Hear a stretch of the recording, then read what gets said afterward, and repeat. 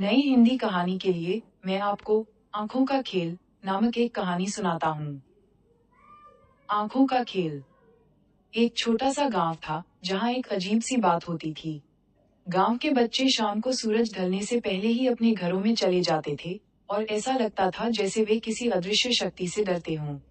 गांव के बूढ़े लोग भी शाम के बाद बाहर नहीं निकलते थे। एक दिन एक नया लड़का गांव में आया।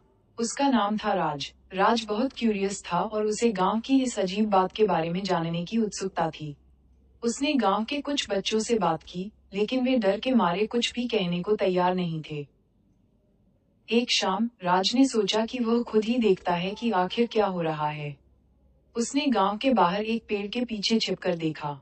जैसे ही सूरज ढलने लगा, उसने देखा कि गांव के बच्चे अचानक गायब हो गए।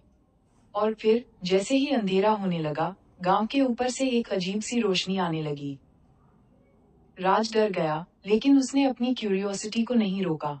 वह रोशनी की ओर बढ़ा और उसने देखा कि रोशनी एक विशाल आंख से आ रही है। वह आंख बहुत बड़ी थी और उसमें एक अजीब सी चमक थी।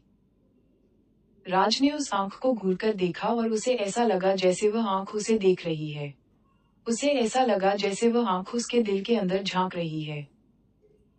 फिर अचानक आंख बंद हो गई और रोशनी गायब हो गई। राज ने देखा कि गांव के बच्चे वापस आ गए थे और वे अब पहले से भी ज्यादा डरे हुए थे।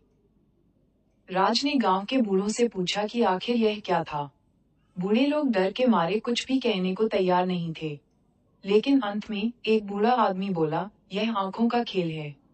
यह आंखें गांव को देखती हैं और जो कोई भी उन्हें देखता है, वह डर जाता है। राज ने बूढ़े आदमी की बात सुनी और उसे समझ गया कि गांव के लोग क्यों डरते हैं। उसने तय किया कि वह गांव को इस आंखों के खेल से बचाएगा। राज ने गांव के लोगों को समझाया कि उन्हें डरने की जरूरत नहीं है। उसने उन्हें बताया कि आंखें सिर्फ एक खेल हैं और उन्हें डरने की कोई बात नहीं है।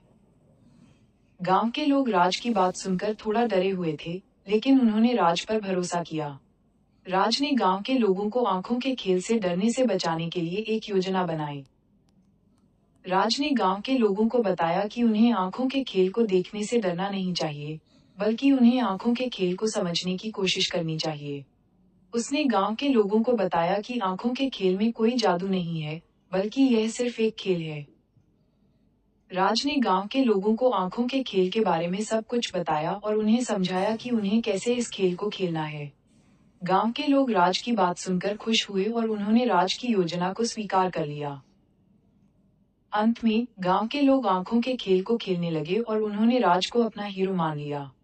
गांव में फिर से खुशियां लौट आई और सब लोग खुश थे। अंत।